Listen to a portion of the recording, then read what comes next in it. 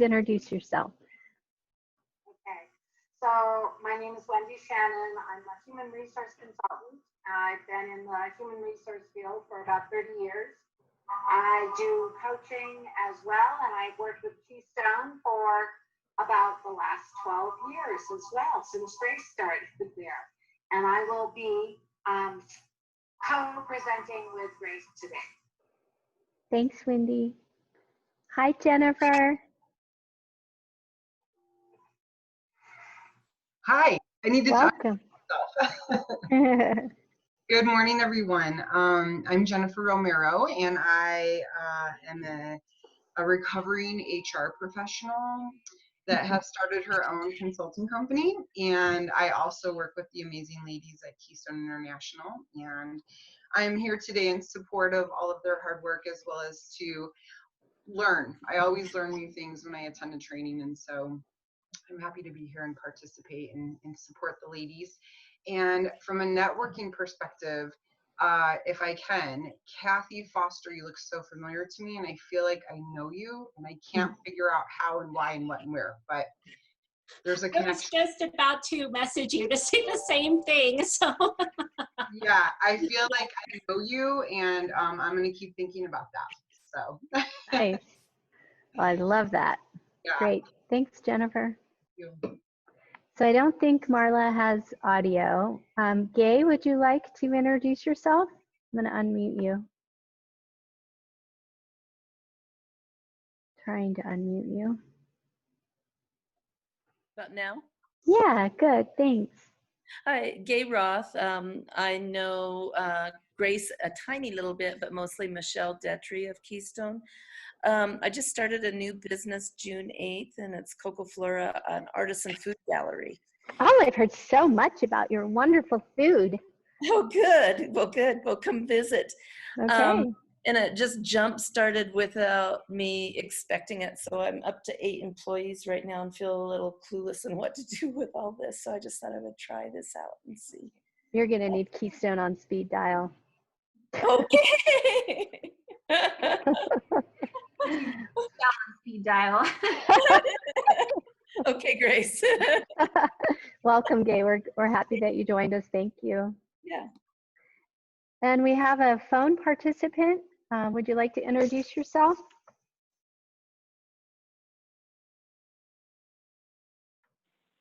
Hello?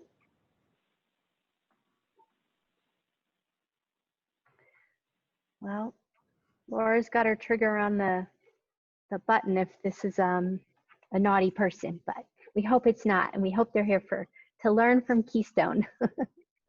All right, Grace, I think we're ready to hand it over. I'm going to mute myself as well, and we'll let you and Wendy take it. Sure, okay.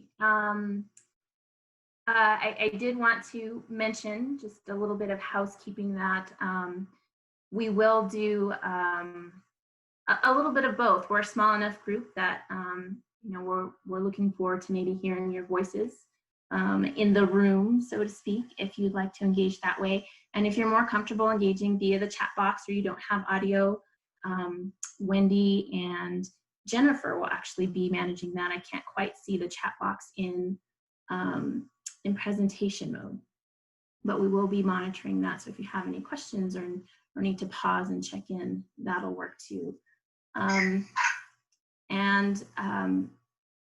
You know, Wendy and I were talking a lot about feedback and preparing for this, and you know, there's this connotation of feedback being a negative thing because it's about performance, it's about improving things, when really it can also be a very positive thing. And so that's what we're hoping to talk about today. But before we get into that, we'd like to kind of reflect a little bit on kind of where we are with feedback. So again, if you want to put your voice in the room, you can, or if you want to engage via chat, tell us a little bit about, would you rather learn to live with a person's difficult behaviors than endure an awkward, potentially emotional discussion with them?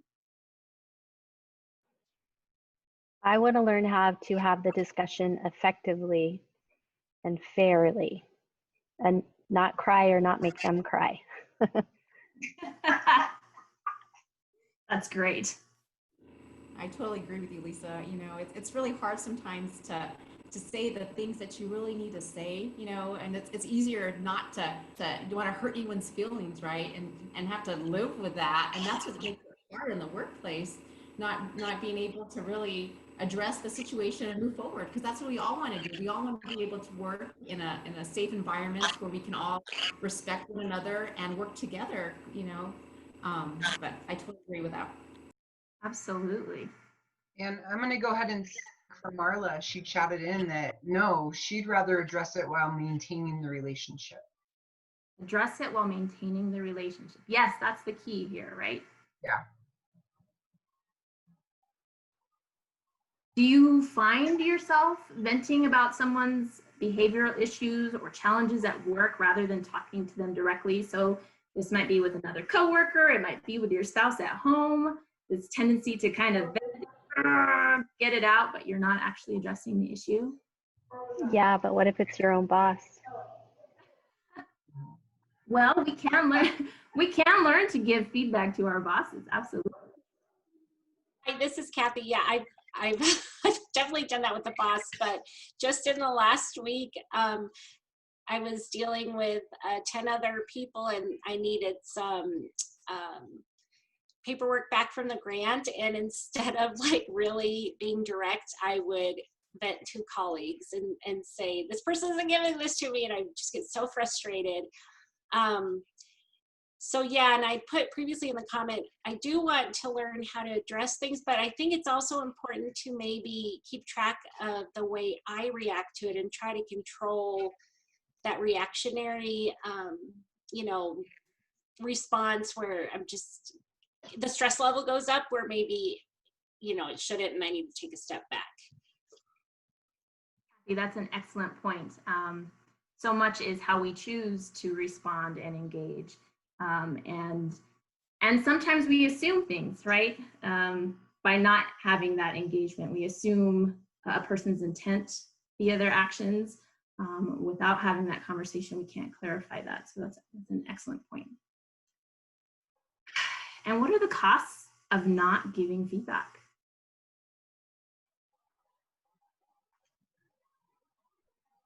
Doesn't get any better. Nothing improves. It stays the same. It's actually worse. Yeah. So that's the point of the next slide. If we're not engaging in these conversations, it's the same old thinking, it's the same old issues, nothing changes, or to somebody's point, it gets worse. So in putting together this presentation, I was looking up some definitions of feedback, and it's interesting to see that Oxford and dictionary.com and Webster all give a very similar definition around performance improvement, process improvement. But there is a common denominator in all these definitions, and that is information. And I point that out because I think there can be fear around giving feedback. I think it came up in the conversation just a little bit ago. We don't want to hurt people's feelings. We're afraid how it'll land. We're afraid how we'll look in giving the feedback. And we just don't have either the wherewithal or the skill set to do that. But really, all it is a sharing of information. And frankly, employees want feedback. They want the information. I cannot tell you how many times I've heard from someone undergoing a performance evaluation or who had recently undergone a performance evaluation who said, they told me good job, keep doing what I'm doing, but I don't know what that means. I don't know how to keep doing what I'm doing. I want to improve. I want to go to the next level, and there's no specificities on how to do that. Even if it's constructive feedback, they want to know how to get better at what they're doing, especially if you have young employees who need guidance, who are newer to the workforce, who need mentorship. They want the feedback. So let's give it to them. And this, I love this. I'm going to need more specific feedback on my formative assessments. we're going to get more into how to give feedback. But what I loved about this cartoon, other than that it's cute and funny, is how important those engagement and conversations are. Sometimes we think about feedback and it has to be this formal thing, this evaluation process, this once a year check-in, when really we should be having conversations with the people we work with on a regular basis, on a daily basis, on a weekly basis. Things should not be a surprise ever. I had, just as an example, I was working in a bagel store. It was my first job that I got on my own at 18 years old. And because it was my first job, I was eager, so eager to please and eager to be fast and eager to be efficient and eager to show I was a team player and I could help out. And I was doing all that. And in the process of it, I made a mistake. I was cleaning up and then I accidentally touched a sandwich. It was already wrapped. It wasn't a naked sandwich. But I touched a sandwich that then was being turned over to a customer, and the customer complained because the sandwich had been touched with hands that had already touched a cleaning rag. And so my manager had to come and give me that feedback. And instead of just saying, don't do that, she acknowledged where I was.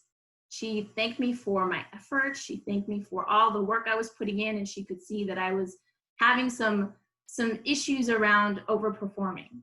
She says, while that's really important and I appreciate all of that, we have to remember these other things. And I appreciated getting that feedback and being able to slow myself down and pay attention to other things. So just being told don't do that is not enough. Context is super important, and we'll talk about that a little bit more later.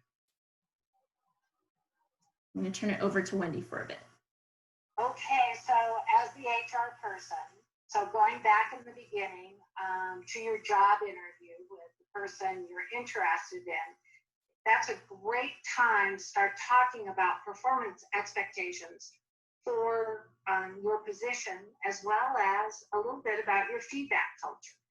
Because the goal is, and Grace talked a little bit about it, is that we want continuous improvement, and the only way we can know that is what are we doing well and where do we need to improve our processes.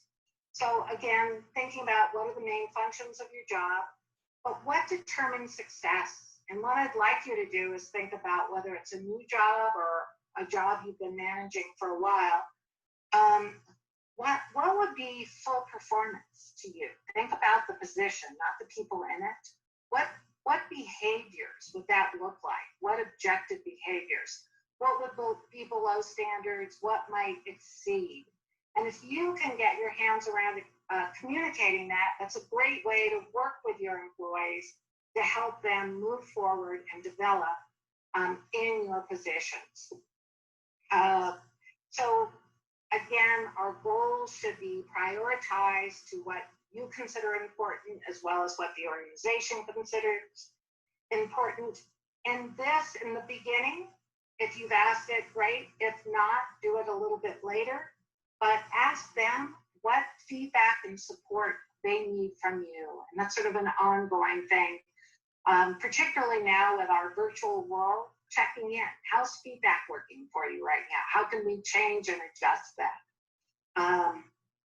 So be aware of that. Again, in the beginning, especially when you get a new employee, Grace talked about it. It's great. We get feedback every day. We just are not thinking that it's truly feedback. We need to be aware of it. And in the beginning, when we have new employees, they particularly need that because they're new to a job.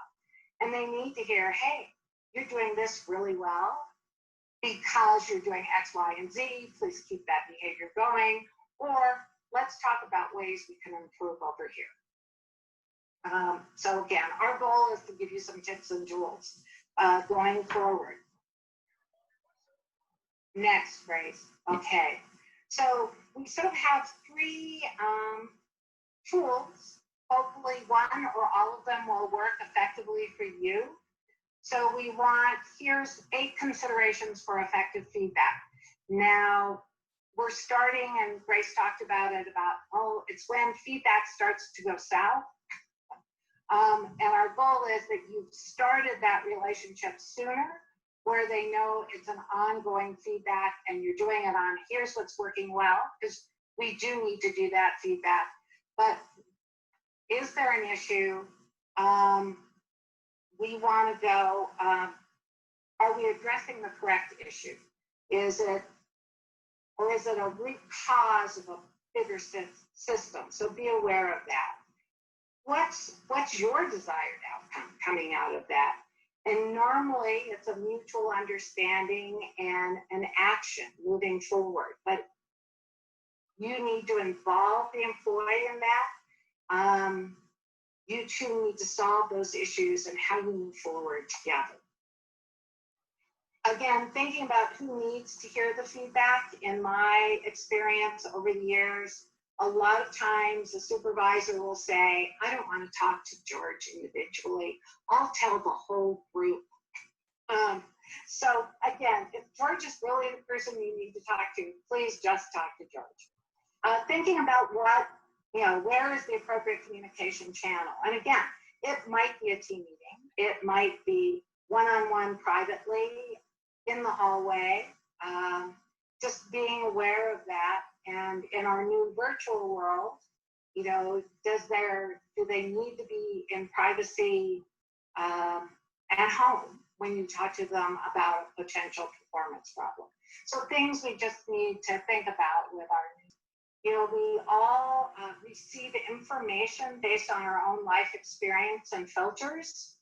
So it's great as a supervisor if we can be aware of how our employees like to receive feedback. And so that's asking them up front before you really have to give them the feedback.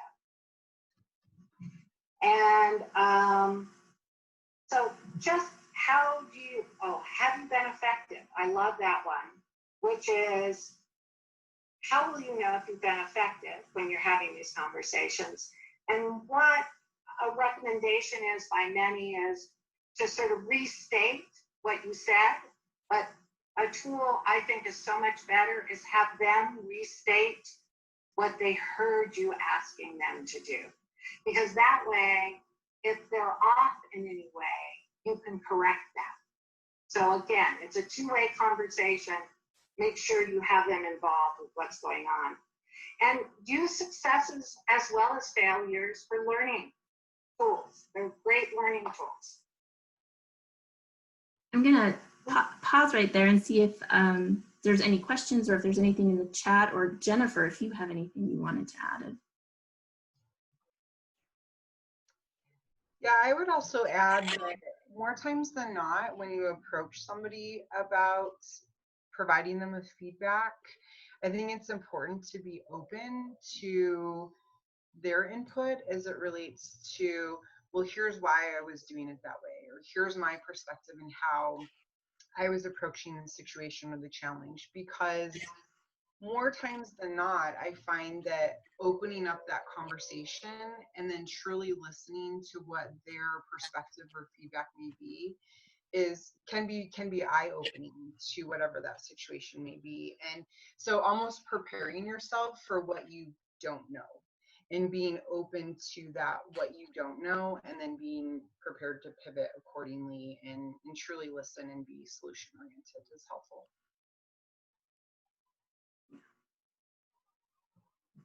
Thank you.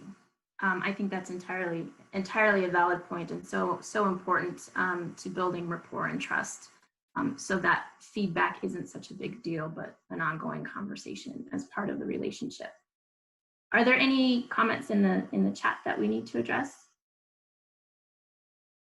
No. Okay. So radical candor is something some of you may have heard of.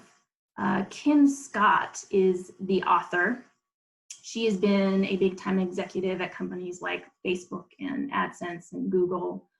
And her notion about radical candor is that if we're thinking of giving feedback on this quadrant where both care is high and directness is high, radical candor would be in that corner. And she talks about how important it is to be honest and clear and develop that relationship and give it feedback in a timely manner. But she also has a blog and some tips that come from that blog. And she also has a TED Talk. So if you're interested at all in her content before actually purchasing the book, it's worth checking out her TED Talk. But I really liked these tips regarding giving feedback. And the first is getting clear about how you intend to help. So in some ways, this comes back to a little bit about what Kathy was talking about earlier. You know, sometimes these things happen and it grates on us. And are we addressing a pet peeve? Are we coming at this from a point of annoyance and anger and frustration, or are we coming at this from a space of trying to understand and address an issue and fix a problem for the sake of the relationship and the organization at large? So getting really clear about why you need to have this conversation with a particular person, what needs to be said, and how you want to help them. And note the word help, because that's the idea of this, that our role in giving feedback is to grow and develop and help. The next thing is to state that intention. And that can look like a couple of things. You know, sometimes we know we have to say something hard, and it's helpful to have a phrase to preface that hard thing. Something like, Lisa, I know you're not going to like hearing this, but if I were in your shoes, I'd really want to know. And here's what I have to share with you. I intend this in the best way possible, and I want you to be aware of something that's come to my attention. And then say it. So let people know that this isn't about criticizing them. This is about helping them. However is natural and authentic for you to convey that. The next thing is to show, don't tell. And this is a little bit reminiscent of the dog in the cartoon, right? This is about being specific. So if Wendy yells at Jennifer in a meeting and I say that's unprofessional, that's true. That is true. That is accurate. That is a form of giving feedback. But if I said, Wendy, when you yelled at Jennifer in the meeting, it shut her down completely and she stopped giving input. That's a little bit more specific. That's not just saying it was unprofessional. That is showing me the impact of her behavior. Finding help, and I'm going to add a word, is sometimes better than offering it yourself. Sometimes when you're giving feedback, this is something you have a direct hand in and you need to be able to support. For example, it's a skill specific to your organization, a technical skill, or something related to your culture. But if it's something that somebody needs to grow and develop in, like they need a particular training, or they need help with public speaking, maybe a coach is appropriate. Maybe paying for a membership to a particular organization like Toastmasters is going to be helpful for them. You don't have to be the one to do all the fixing. Providing the feedback and doing the follow-up and holding accountable is important, but it's not on you to fix it. The next thing is considering feedback as a gift. Again, the whole notion is that we're trying to grow people, develop people, support people. Just sharing the information. Again, all it is sharing information. Coming back to that earlier slide. That in and of itself is a gift. To share the context, coming back to the example of the show don't tell, people need to understand what impact that has. So if Wendy yells at Jennifer and I say, when you yelled at her, it shut her down, I also noticed that everyone else in the room was less forthcoming with their ideas, and none of that is conducive to the collaborative team environment that we agreed we were going to do. And so coming back to Wendy's conversation about setting expectations and performance expectations, if you've already had that conversation, we want to be a collaborative team, and that is something you can give feedback against. So sharing the context is about sharing the impact. Again, it's specific, it's detail-oriented. Are there any questions on any of that, or any thoughts swirling for anybody, or any examples that anybody has?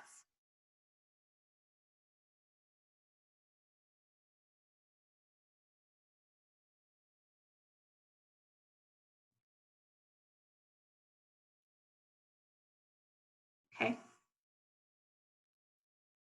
And we will move on. Sorry, I was trying to unmute myself. Sorry. So I love these ideas, but sometimes when you're in the heat of it, I mean, I know we can count to 3 and everything, but do you have any like examples where, you know, you have every intention of working through these tips and that wasn't your first go-to, and how you maybe walked it back or corrected it after the fact, or does it just ruin the relationship altogether? Well, I think that you're right. If you react and have that reaction, that's a little bit harder to come back from. Counting to 3, in my opinion, is still really, really fast. So when we say that feedback should be timely and somewhat immediate, that doesn't mean right there in the moment, right? That can be the next day. That can be a few hours later when you've had the chance to come back to yourself, figure out what's happened, be clear on what you need to say and communicate. And then not only would you be able to then maybe step into these steps, but Wendy's going to go into in a few minutes, you know, the process for having the conversation so that, again, you can close it and make sure they're hearing what you need them to hear and what you can agree on to hold the person accountable or hold each other accountable to whatever agreement that you come up with to change the behavior. And I think going back, Kathy, and actually Grace, a little bit, Kim Scott talks a little bit about this when she got some feedback. She had just come from a fabulous meeting where the senior management team of Google, I think, had just told her how fabulous she was, whatever you need, everything's good. And then her boss said, well, let me walk you to your office. And the boss said, I gave her some compliments about what was going on, but then said, I noticed you said every third word. And we would be willing to get you a coach, so getting help that's not necessarily the supervisor's thing, to help you work on that. And Kim went on to say, I was riding high. I'd had such a successful meeting. Who cares about ums? Like, you know, no, I don't need a coach. Life's good. And so the supervisor had given feedback, but the employee didn't hear it. So then the supervisor said, okay, let me just tell you, when you say every third word, you look stupid. And that stopped her in her tracks. She got the message and was willing to go and work on the issue. So I think sometimes it's not exactly where you were, but we just have to be aware of our goal. And if you go to the next slide, with the frequent feedback, is really, it needs to be given in a way that the receiver of that feedback can hear it and understand it. And sometimes when we try one way, they don't hear it another way. So again, with this slide, the more often you give feedback, the more comfortable you become. So it's all a process, and then it also benefits the employee for their own growth and their own development. And one of the ways to practice the frequency is to also give positive feedback. The positive reinforcement goes a long, long way. And one of the easiest ways to do that is to say thank you. Thank you for getting that to me so quickly. It helped me turn around and you know, meet my goal that much faster. And it made all of us look good. Again, the context to it, right? It's not just thanks, but it's thanks. This is what you did that was so great. So thank yous go a long way. Thank yous can be an email. You know, thank yous can be just a quick acknowledgement of somebody. Even if it's what they're supposed to be doing, if you want them to keep doing that, acknowledge it. And flipping on that, again, just a little more conversations. It's like, wow, I want to compliment you on the XYZ report. The numbers were clear to see. Everything was correctly. You got it to me on time. So again, the specific behavior that you want. But on the other hand, you might go, I got the XYZ report and you got it to me late, and there were some things in it, and I'd like us to sit down and figure out how we might be able to improve this process. So again, it's not, you don't have to be up all night, figure out how you're going to talk to them about that. it just becomes an easier process that's easy for you to move forward on developing them. Which brings us to another tool. So here are some feedback steps, and this is more when you actually may have an issue. So you want, again, be specific, state the issue, concern, the situation, and then state why it's a problem. And I'm going to go back through this. Ask for solutions. So again, we should not come up with the solutions. We may have to help our employee with the solutions. We normally just tell them what to do, and then it doesn't necessarily work well for us. So you're going to ask them for a solution, discuss some alternatives, and then come to an agreement. So again, let's talk about, I'm having trouble getting to work on time pre-COVID. So it's like, all right, Grace, you have for the last 3 weeks, you've been late 10 times. It's really impacting our ability to do quality customer service, as well as it's impacting team morale. And what I'd like to do is talk about a way to get you here to work on time on a regular basis. What do you think you can do? And Grace may or may not have an answer. And let's say she goes, I don't know, because employees do that occasionally. Then it's like, okay, well, what about getting a new alarm clock? Like, oh, I could get a new alarm clock. I think I should get a second alarm clock and put it across the room. Great, that's a great idea. What else? What's another idea or solution you could have?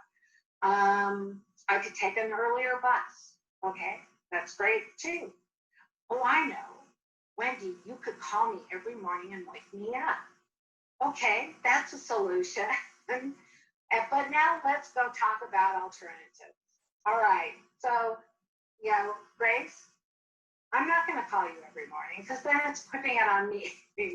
But I like your other two solutions. Is there one you want to do? And okay, let's try both. This is Friday. The weekend, go get a new alarm clock. We'll start it for next week. Do you agree with that? Yes. Okay. And I'll follow back up with you on Friday. So again, it's sort of this is some steps for you, and writing out what the issues are. Kathy, I hope this helps. Writing out the issues ahead of time helps you stay focused when you're talking with employees, because sometimes they go off on another tangent and it's like, well, okay, that's a good thought, but let's stay here, let's stay focused on this and work through this. Does that make sense to everyone? Any questions? And Kathy, coming back to that, state the issue, concern, situation, and your mention of, sometimes you're just emotional in the moment and taking that time to pause. I wanted to point out that Wendy stated the issue very factually, right? So I think sometimes when we're triggered because maybe our values have been stepped on, or this has been a repeated process, which is another thing, it shouldn't be a repeated process because you should have had this conversation a long time ago, right? But if you say you, that tends to put somebody on the defensive.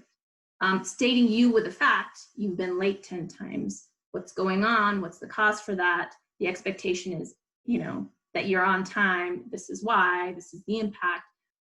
Stating things factually. So stating that Wendy yelled at Jennifer in the meeting, there's no emotion in that. It's just a fact. It's just what happened. And so kind of putting the video camera lens, the objective video camera lens on a situation and approaching it from that direction is usually helpful.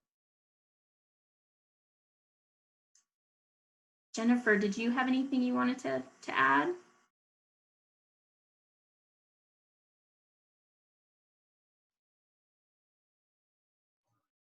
Yeah, I'm good. I think you guys covered it. Thank you. Okay.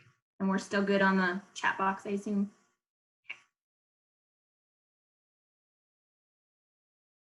Okay, Wendy, back over to you. Oops. Okay. Okay, so it's like the steps we just went through, just a little bit different. This is another feedback process, and actually this is a counseling feedback process. So again, it's when you, and we very much want to speak to our facts,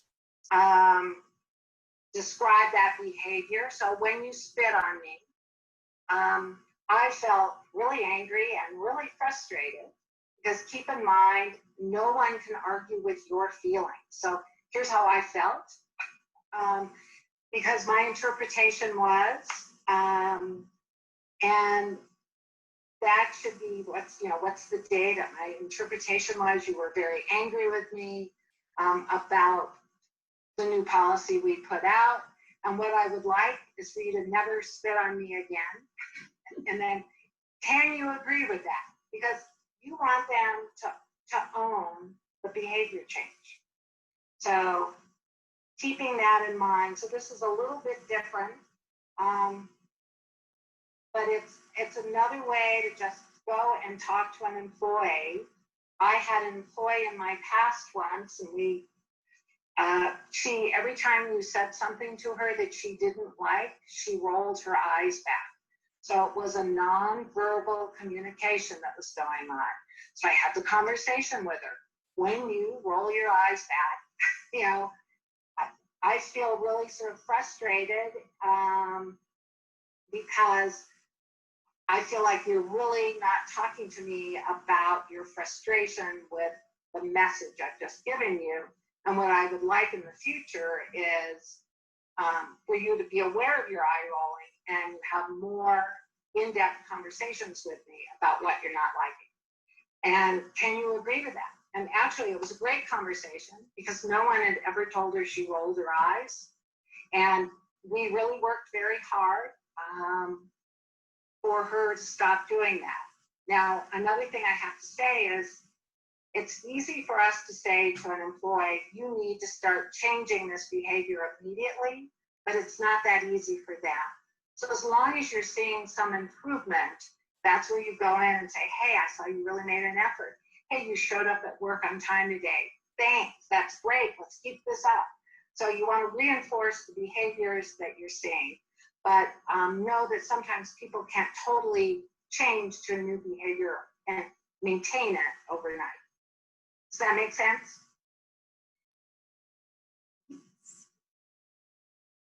Okay.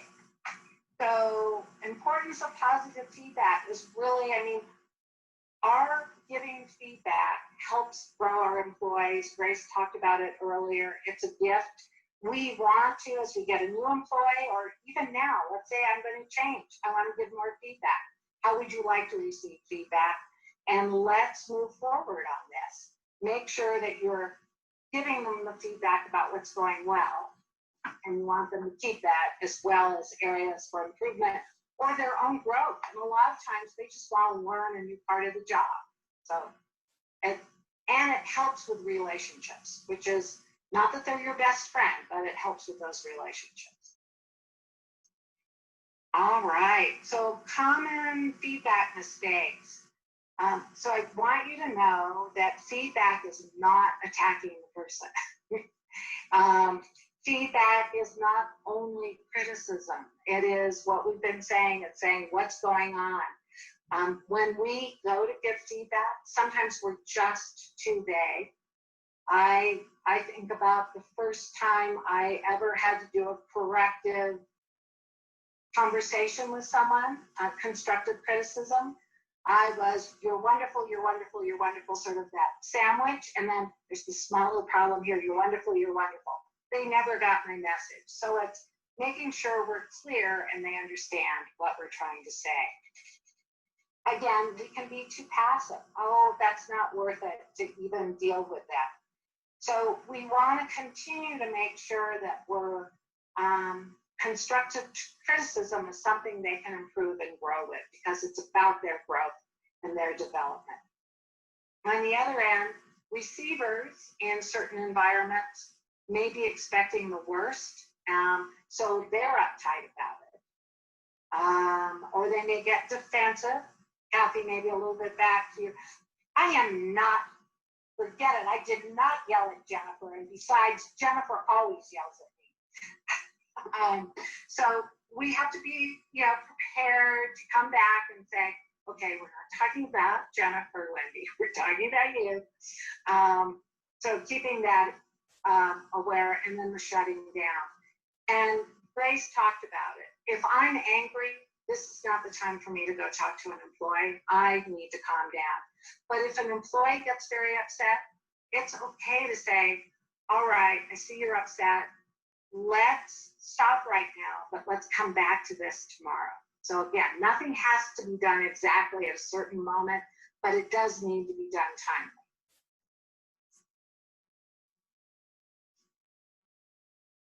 All right. Okay, so let me ask you all, feedback is worth it when? What makes feedback worth it to you? As having to give it, what would make it worthwhile to you?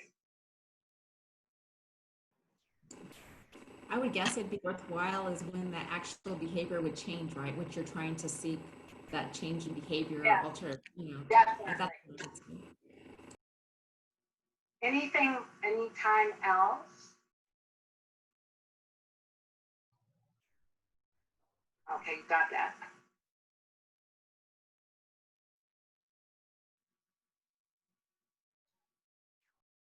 I would also add when you're solution oriented and really focused on creating a win-win, a win for the sender, a win for the receiver, a win for outcomes, and really exploring the opportunities to not make everyone happy, so to speak, but just listening and offering those options to be able to have a win all the way around. Right. Yeah, no, again, feedback is extremely motivational for employees.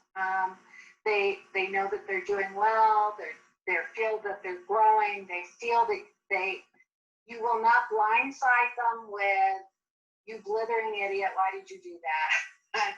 That you're there to help move them forward with, okay, let's talk about this and let's talk about how we might be able to do it better next time.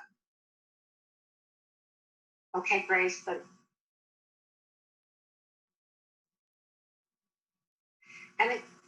are all of you doing performance appraisals? We don't do them. We don't get them from our boss, and I don't do them for the 2 employees beneath me. So Laura, you probably can speak up. Would you like a better process here?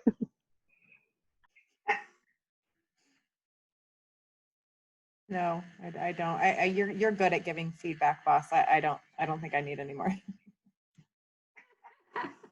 No more feedback from Laura. Well, I think that if so, a process doesn't really have to be formalized. Again, part of the challenge with, and Wendy, I know I just jumped in and you can speak volumes more about this, but if everybody is waiting for one time a year to kind of get feedback and know how they're doing, it's just a bad way to be going. Things could be addressed so much sooner.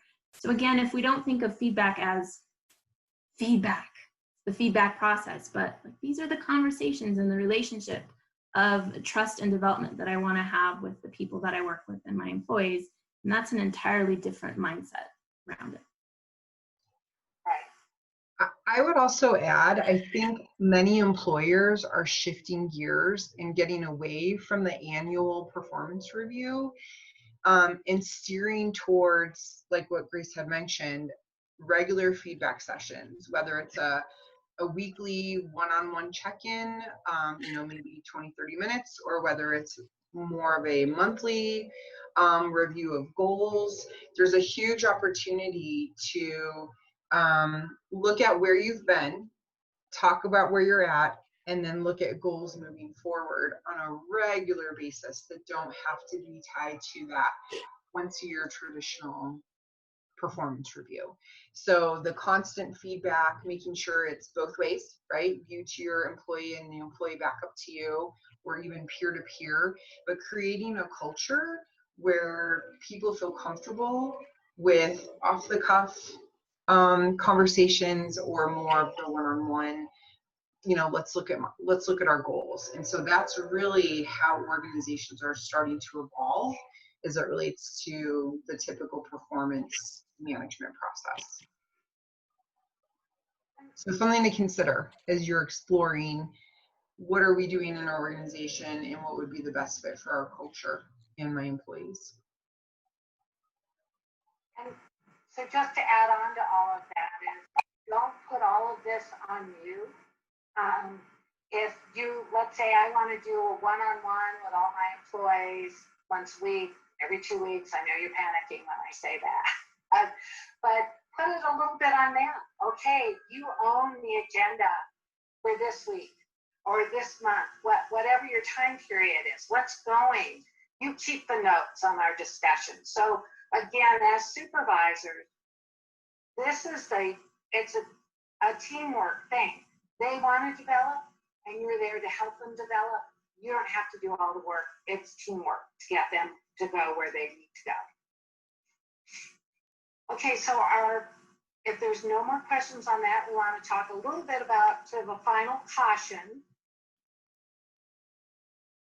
which is, again, the value of the feedback is you'll see the behavior change or the effort and what's going on towards a behavior change. But I want you to go, is it truly the employee? I believe most employees want to do a good job. So are there some other things we can do better? Could I improve my own feedback process? So how do you evaluate, how do you get feedback on how you give feedback so you can improve your own process? Does the employee need a little bit more training out there? Do they have the inability to do that part of the job versus unwillingness? So if you're saying no to all of these things, then maybe it's time to stop giving feedback and move into your corrective action process.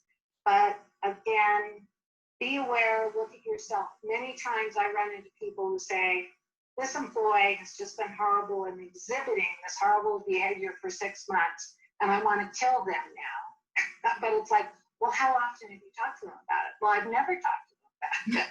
So if you haven't talked to someone about something and you now feel a need to change that, work with them to help them change that behavior, then give them some time, because in reality, you haven't been there supporting to move them on.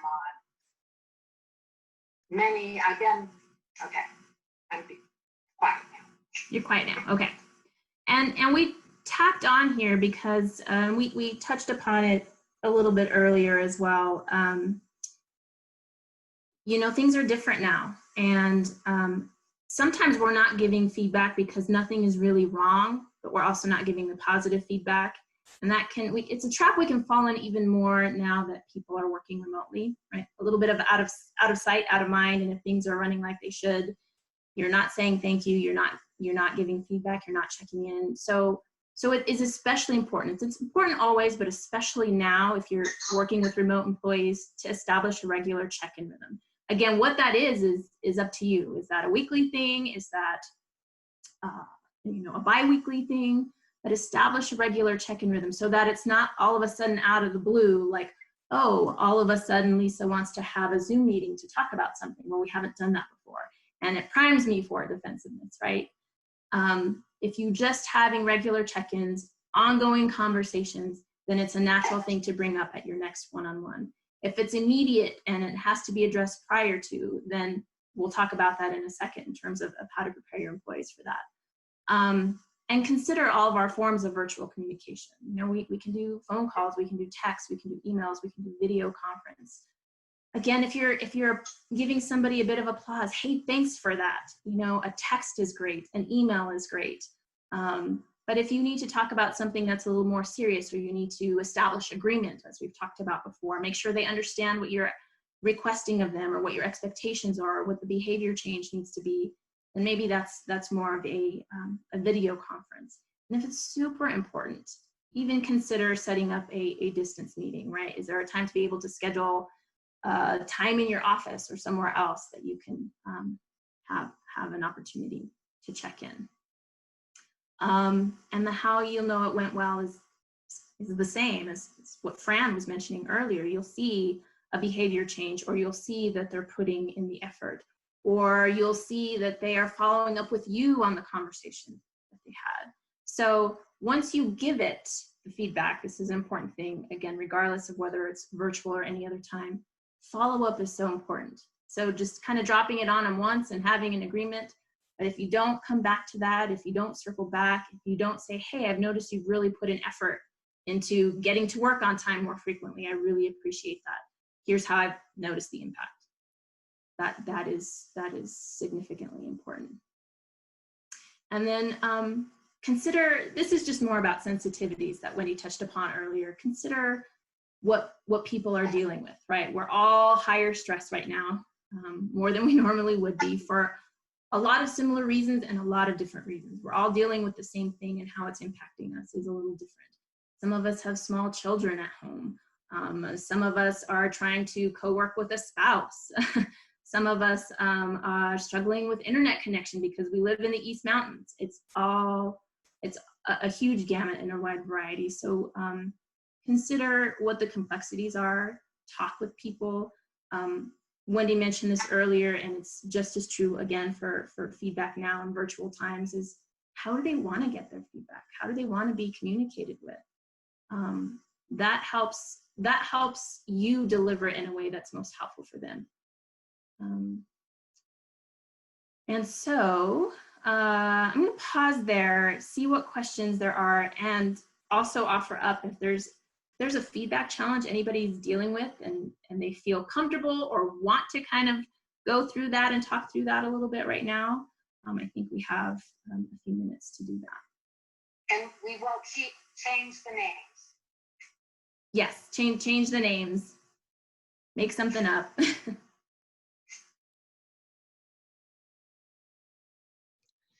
Hi, this is Kathy. The reason why I was really interested in attending today is because I'm dealing with a group of young people, recently college graduated, where I do have an employee who's very enthusiastic and tries hard, but there is a lot of hand-holding that takes place, and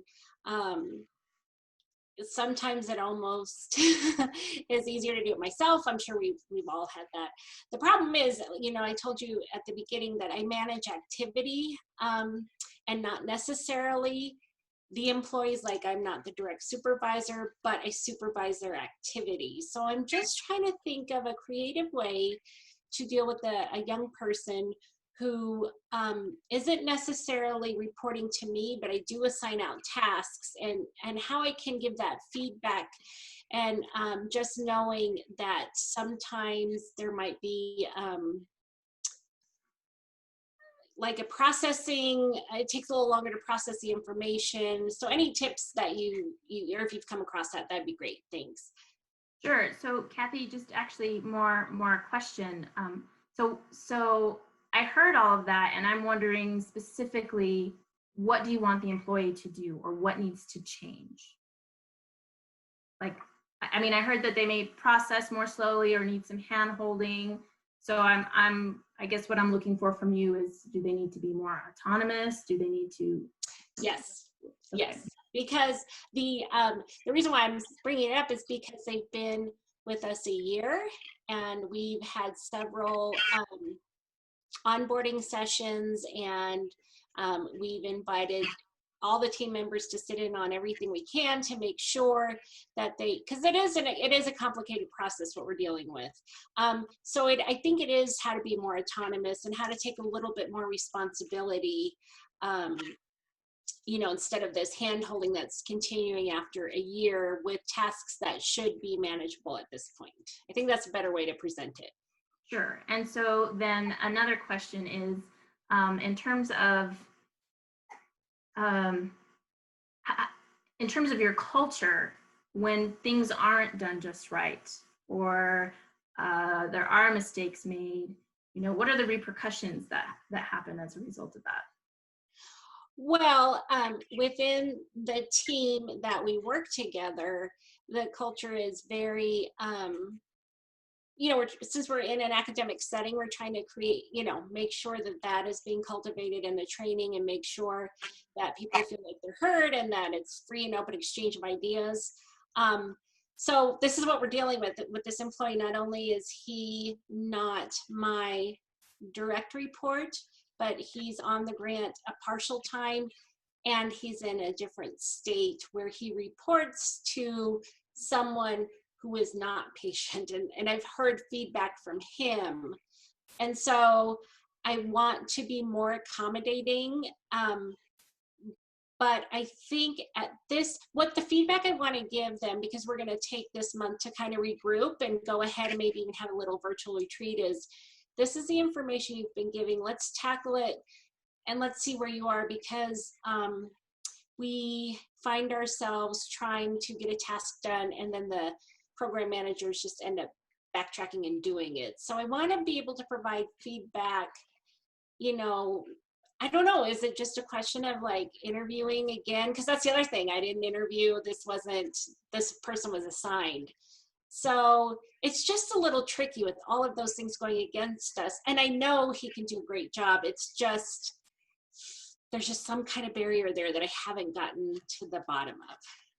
And so I think you just kind of addressed your starting point, is it's important to get to the bottom of the barrier to know how to help him succeed.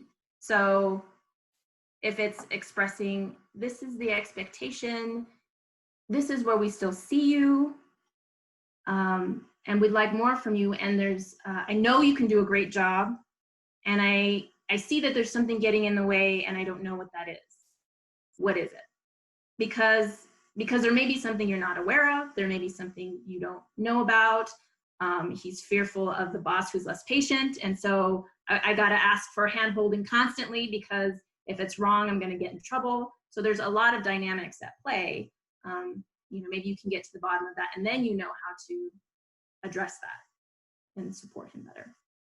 And Kathy, to add on to what Grace said, so a couple of things. When my observation, although you're a little square, was when you said hand holding, I sort of saw your frustration with this person. But then you talked about, you knew he has the ability to do that. And I saw you sort of upbeat about that. So again, I take that back into the conversation with him as, you know, I really need you to be able to be more autonomous and take more responsibility within this. And it seems like there's some barriers or concerns for you. Let's talk about what's in the way, because I want to help you grow and develop. And be aware that, so don't use the word handhold, because it's not descriptive. I don't know what that means. Right. It's more, but be aware of what are some of the specific things, because he may ask, well, what do you mean? But I saw pride about this person and that he could be successful when you talked about it. So that's how I want you to go into that conversation. Thank you. That's great advice. Thank you so much. So before we wrap up, I just wanted to, you know, we have a wealth of knowledge online. So if anybody else has any thoughts for Kathy or anything else to add before we close out, I wanted to give everyone an opportunity to do that.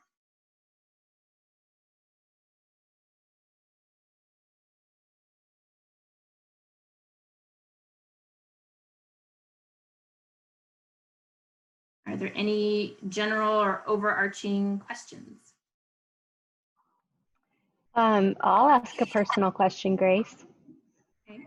So, you know, I own and work for a couple different companies, but for one of the companies, we have an intern, and we loved her during the interview and thought she communicated so well and that she was perfect. And we gave her some opportunities to grow her skill set, to not just do the marketing piece, but other stuff for the company, because we're so small. But what we found is that she's very thoughtful, but very wordy in her marketing. And my co-founder doesn't like it. Like everything she writes, he rewrites from scratch, which is just killing her. She just feels so bad and she doesn't understand. And I tried to explain to her yesterday that, you know, frankly, he does the same thing to me. He has a certain way that he likes things, and if he rewrites it, that's okay. You put the idea together for him, and that's a good start. But how do you deal with stuff like that when you're actually seeing, you know, problems with upper management and then problems with an intern, and you're kind of caught in the middle? Right. Yeah, that's a tough one, and that comes back to your point about being able to give feedback outward, right? So the feedback would be, you know, to upper management is, you're doing a whole lot of work rewriting this, and she's needing more specific feedback. I can't be the one to give it to her because I'm not in your head and I don't know specifically what you want. But if we have clear guidelines, she is eager, obviously, to perform better. She is eager. That's a good way to put it. And so let's give her an outline. Let's give her some tips and tools, and help her from there. Yeah, because it's a good mentoring opportunity, and I don't want her to leave, you know, feeling squashed. I want her to learn something positive and feel like she contributed to the team. But right now, I don't think she's feeling that at all. Right. And if she's somebody who's valuable and worth keeping, so she's doing really well in all these other ways, this is a right? This isn't about her behavior or not being a team member or being rude or not following through or being on time. This is just, she's trying to figure out what his expectations are, and there's a disconnect and a break. Yeah. Okay. For his own sake, I mean, that's what's in it for him. We do this, it's going to save you time, and you're not going to have to rewrite everything. And we really need to develop her, and she wants to do a good job. So let's do this. Great, thank you. Anybody else have questions? You have the experts at your disposal. Finbar, hang around a little bit at the end, right? Yeah, we can. I want to know if Finbar's had any challenges yet, but maybe he learned something today. Right. I have a new staff member who's brand new to the organization, so learning to give her feedback I can see where it'll be of benefit to her. All right. I don't get to interview these people. They're just assigned to me because it's government. It's just a hiring process, and you're given a body. Make that fit into that body into your hole or whatever. I have one team member who's fantastic, does everything, doesn't need feedback. I do give it to her, just saying you're great. She takes a lot of work off my desk as well. And then I have one team member who's at the polar opposite end of the scale. And I can't go into it because it's a very tricky situation. And I came onto this trying to get an idea of how to approach them, giving them feedback that's going to be constructive. I don't think they want to be participating in the process. It's not like I can take corrective action on my own. That's something that has to happen from a much higher level. So it's trying to get them to see the part they're playing and the disruption that I'm just trying to get. How do I broach the topics in a feedback meeting without being a personal attack? And because I'm new to this, it's trying to control myself in the meeting, because I'll have an emotive reaction and they'll have an emotive reaction, and then it's complete waste of time.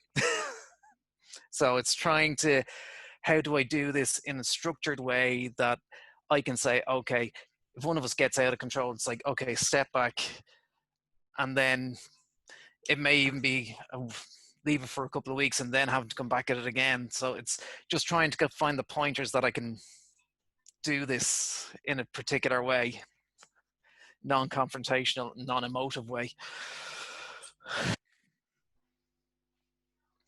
And so, and Wendy and Jennifer, please feel free to jump in at any time. But Finbar, to clarify, so you have the two employees who are at opposite spectrums, one performing really well, one not so much, but you Yeah. need to have a conversation with the two of them together. No, Okay. separately. Okay. And so what is your, so the employee that's performing really well, do you have real significant concern there about this? No.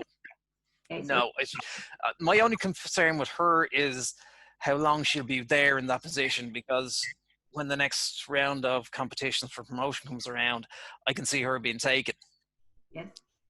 And I wouldn't hold her back. She's worked in private industry before she came into the civil service. She's run her own business. She's very good at what she does, and I can see her being a very good manager.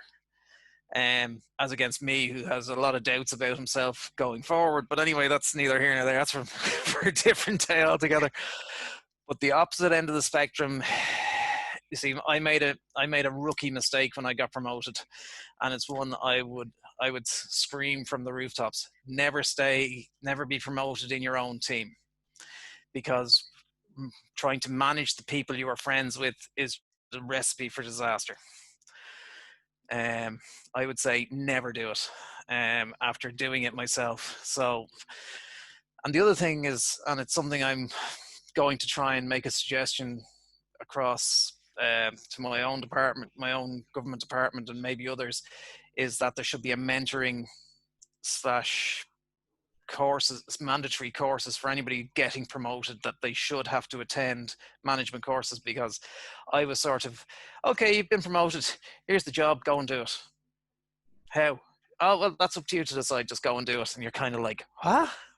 So yeah, it's just trying to manage that one particular, as there's a sports reference we use over here, it's called a hospital pass, where somebody gives you a pass and you're walking into a freight, somebody's coming at you and you know, I'm going to get hit here by this and there's nothing I can do to avoid it. You're going to end up in hospital. I got one of those. And trying to manage this particular individual is just not easy. And I can't go into the details. I'd love to be able to, but I can't, unfortunately. And it's just trying to get in a few pointers to say, do this, do this, do this. And I have, to be fair, and it's stuff I know, but it's trying to get it so as I have a structure for a meeting to say, this is how I'm going to do it. And then it's just trying to get a handle on it. And it's not an easy problem, I have to say. No, it sounds quite complex, actually. Yeah. And if I were to give just one underpinning piece of thought or advice, it is if you approach, regardless of the situation, whether it's because you have to give feedback or any other situation, but if you approach from a space of being curious, like, I want to understand this person, I want to understand what's going on, I want to ask questions, thoughtful questions, be conscious of tone, you know, like, why the heck would you do that is very different than, help me understand why you thought that was the process to take. You know, Yeah. The same question, but it's a different way of saying it, so that you can understand where somebody is. And I think the more you understand, the more tools you have to be able to better approach and appeal to what they're needing to change the behavior. Okay. You're right, actually. Yeah, it's how you word something changes the meaning of it completely. Okay. So it's almost like I need to have my list of questions going into the meeting. Sure. Preparing beforehand is a big deal. So to the point of the radical candor point of, think ahead of time of what your intent is to be helpful. Yeah. You know, if it's just a gripe, that's going to come across very differently than, okay, I need to help this person. And even if you have to think of it from the perspective of, I need to help this person so that this person can help me. Yeah. You know, then that's what's in it for you, to kind of take the time to prepare, to change your approach, and to think about all the things you need to get across. Yeah, the previous manager and this person were like on a match. They just set each other off. And this person isn't young. I don't think they particularly want to change. They're kind of set in their ways, and it's I don't know what the civil service is like or government service in the US is like, but normally when somebody isn't performing, they find some way of moving them out of where they are to somewhere else, and then that person gets passed around and passed around. It's like pass the parcel at a kid's party. Works the same. Works the same here. We get hospital passes too. Okay. Oh, this was a doozy. That's all I'll say. Anyway, Good luck to you, Finbar. I think you're going to grow a lot in this position and learn some great skills yourself. Thanks for sharing. We appreciate it. thank you. So I'm conscious of time and wrapping up. We do have one more workshop, Managing Remote Workers. That's on July 15th, and that's actually going to be Dr. Jackie Hood going to be leading that one. We are around and available. You know, Jennifer and Wendy and Michelle have all presented in this series, and we are happy to connect with you if you have any questions or follow-up thoughts. Let us know. And Jennifer, if you have anything else to add to close, please do. I think this was a fantastic session. Nicely done, ladies. Lots of great information. And as Grace mentioned, Keystone International is a big community supporter within our city and surrounding areas, and also from abroad. So if you all need support in your performance management and recruiting, team builders, managing remote employees, Keystone is your place to go. So keep us in mind moving forward. Thank you. Thank you. Nice job, ladies. Thank you so much.